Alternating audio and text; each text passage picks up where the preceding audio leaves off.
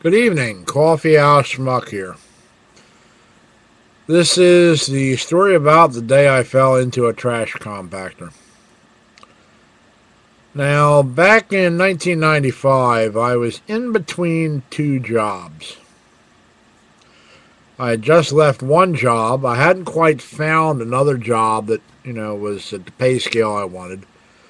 So I figured, well, while I'm waiting, I'll take one of these low-paying jobs and have fun with it for a while and, have a little bit of income.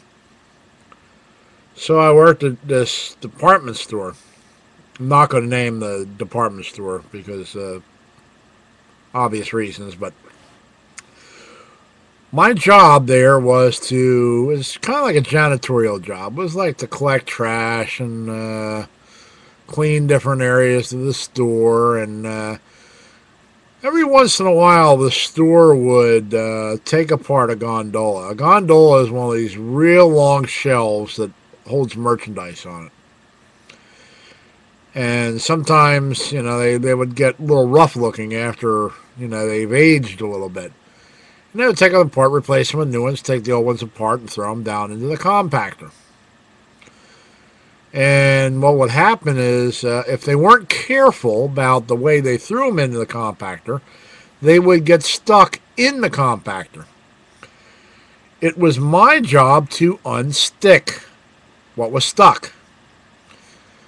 And the procedure I used to use was I would have to turn the compactor off, make sure that the key wasn't anywhere near there where anybody could turn it back on, climb into the compactor and use my shoe and just kind of bang the thing that was stuck with my shoe so it would fall down into the compactor. And I did this probably half a dozen times during the 6-month period that I worked there. Well, this compactor was also used by the snack bar that they had in this department store. They used it to pour down the grease from their fryalators where they made their French fries. What they would do is they would carry the oil from the snack bar all the way back and dump it down the compactor, and they were supposed to let us know when they were doing this so we could hose the thing down, because grease isn't good on the side of a compactor. But they'd pour the grease down there, and me and or one of the other guys who worked that particular position at the time, we would hose it down. Well, they had a new girl working there this one day, and they had her bring the grease back and dump it down there. She never told me that she dumped grease down the compactor. Well, the exact same day, somebody had torn apart one of those gondolas and put it in the compactor, and it got stuck. So when I went back there, I happened to see that the gondola was stuck down there. I figured, well, I got to shut this thing off, go down and climb into the compactor, use my shoe, use my foot, and push the thing out so it would fall into the compactor. I had no clue there was French fry grease on the floor of the compactor. So I turned the electricity off to the compactor, put the key up on the shelf so it's safe for me to climb in there. I climb in and I do a slide. Now the compactor's on an angle. It's about like this.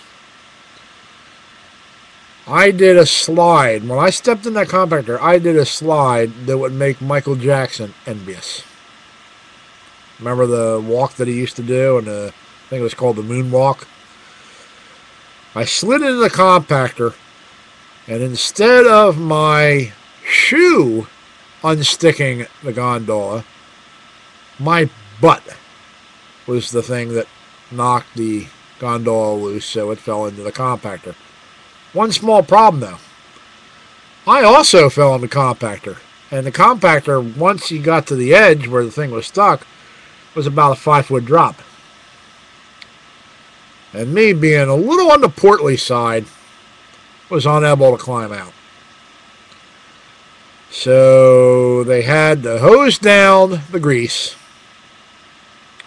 And yes, I did get a little wet.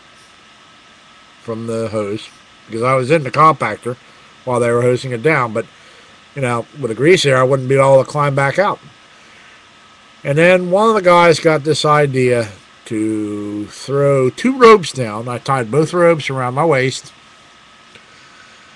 And there's probably about 30 employees working that day. They called 20 of them to the back. And 20 employees got on the rope. And it was like, looked like a tug of war. I'm on one side, stuck in the compactor. And there's 20 employees pulling with all their might to get me out. And I'm trying to, and the floor of the compactor is still a little slippery. I mean, they got pretty much the grease cleaned up, but it's still slippery. After about a half an hour, I finally got out. And I was filthy. I was covered head to toe with grease.